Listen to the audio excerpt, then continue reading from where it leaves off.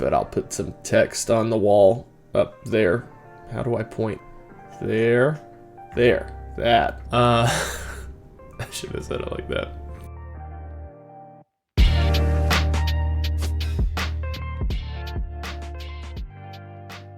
Hey friends, and welcome back to the channel. It has been a hot minute, and as you can see, I'm in a new room entirely, so that's fun. I recently moved a very long way. Today, we're going to be talking about making mistakes in code. If any of you have been here since the beginning of the channel, you know that I'm actually refactoring an existing partial game engine because I had built up too much technical debt and I didn't like it. So yeah, we are here, and here's the tea, which is that I don't think that I know enough about memory management and about allocations and how to effectively build a memory allocator to put one in the engine and actually feel good about it. I actually stumbled upon this article recently by a guy named Jeff Kia. It's a really old article, like 10 years or so, maybe longer. But he talks about using a vector as a poor man's memory management. I got into that, and I really like the ideas that he has, specifically about the fact that the vector allocates contiguous memory for all of the items that are stored in it, which checks my first box, which is we're worried about writing in a data-oriented way so that all of the data we're operating on is beside each other in memory, which is going to be great for cache locality, especially when we're doing a real-time rendering application, which this is. They'll automatically resize if they need to do so, which is just a nice bonus, I guess, so we don't hit like a weird out-of-memory error with a custom allocator or have to know how to put that in properly without f***ing anything up. We can create our own containers, which I was already planning on doing anyway with the custom allocators, but I will now do instead with the vector as the actual low-level, but the actual container being used under the surface, under the hood. That's what I'm looking for. But yeah, so I was planning on making my own container classes anyway. That's really common in a lot of game engines and things like that, because the STL is optimized for the general use case. And granted, it's probably going to be a while within the Alkahest engine before I am running anything that is going to go beyond what the general use case can handle. But first of all, I wanted to write my own container classes because it's something that I haven't done since school, and it sounded like fun. But also because eventually the plan is to move beyond that, and these custom container classes are the type of thing that are simple enough that I won't mind coming back to do a little bit of maintenance down the road if I need to optimize them. But yeah, so I feel like there was another reason, and I don't remember what it was. So the plan is to create, instead of custom memory allocators, go ahead and create our custom container classes that are going to be based on the vector. I remember the other thing. The containers are simple enough that I should be able to implement all of the methods I'm going to need, like insertions, deletions, lookups, etc., in constant time for the most part. There may be a little bit of an issue at some point with some of these containers, but for the queue, for instance, everything in the queue is done in constant time, which is awesome.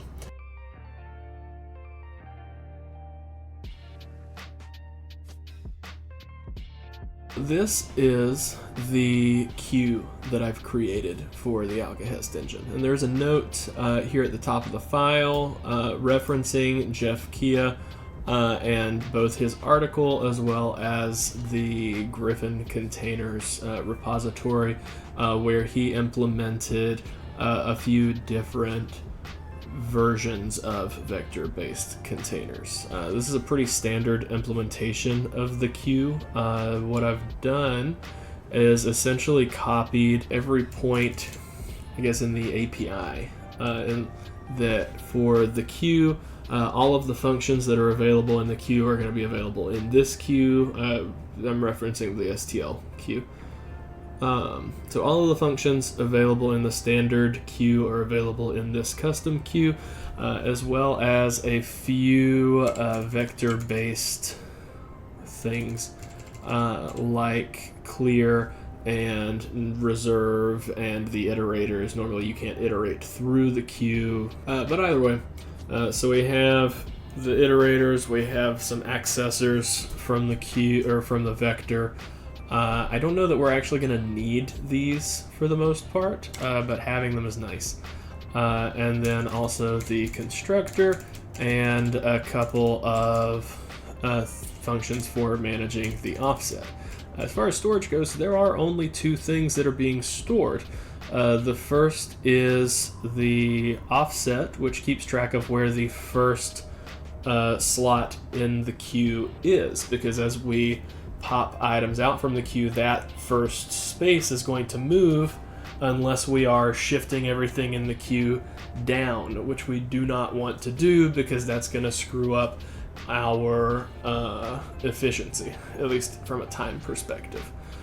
So we've got the offset and we have the container. So for the constructor, we just initialize both of those. Empty's pretty straightforward. And then for the size, we're going to have the size of the full container minus the offset. So we only want to show the number of things that are currently still in the queue with the size. Same for the front. We want to start at the offset because that's where the queue starts. And then down here we've got all of the functions from the queue, and you can see in our pop function we're not actually removing the item from the vector.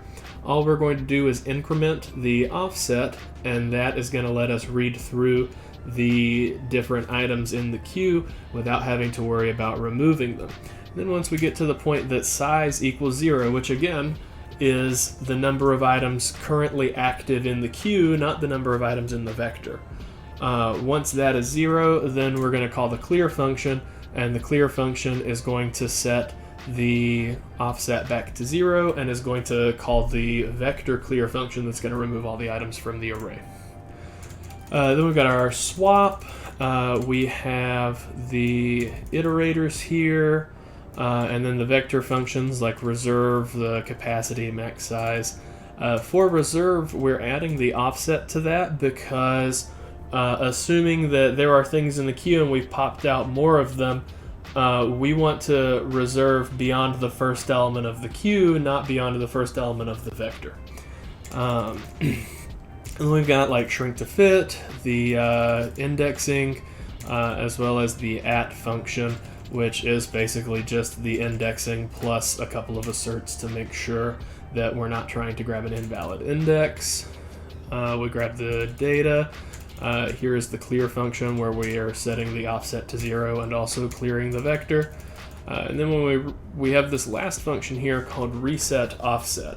And so what that is going to do is force the offset back to 0. And then it's going to use the standard move to move all of the memory of the queue to the beginning of the vector. So essentially it's going to grab whatever's in the queue, move it down, and that's going to be, and then we resize it to fit that size. First of all, it's going to be a time sink. We don't want to call this every single frame because all of that memory moving is expensive. The queue, when it's empty, will automatically clear itself and reset everything back to 0. So this is really just going to be used if we have like an emergency in which we need to shove all of the things from the end of the vector to the beginning of the vector to make more space. And hopefully we won't need that at any point, but it is a possibility, and so I've included it here in case that ever comes up. So this is the queue. I've got a few other containers planned currently. I want to do some sort of hash map or string handle map or something like that. I'm not entirely sure yet. There is in the article from Jeff Kia, he mentions something that he calls a handle map, where you just provide a value and it spits back a handle. I might look at the implementation of that because that sounds very interesting and possibly useful. So we're going to be setting up the thread-safe queue list and probably a thread-safe list. Alrighty, friends. So that is just about it for this video. Next week we're going to be looking at the other types of containers we're going to be creating, like a hash map and some sort of thread-safe something. I'm probably going to just go ahead and work on those over the weekend, and then I'll just have a little overview video next week for those different containers. Anyway, hopefully I'll be back to doing weekly videos now that we're settled from the move, and I hope that I will see you guys next time. If you like this video, then please leave a comment or click the like button, or if you really liked it, you could subscribe. That'd be great. Doing so lets me know that I'm doing things well. Anyway, I will see you guys next week. The link to that in the description, or also try and put a link, haven't decided which corner, but I'll put some text on the wall up there. How do I point? What the f, Anthony? There. That's good enough. Cameras are hard, dude. Hey, friends.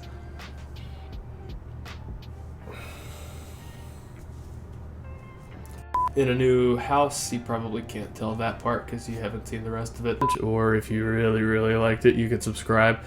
I should have said it like that. Bye.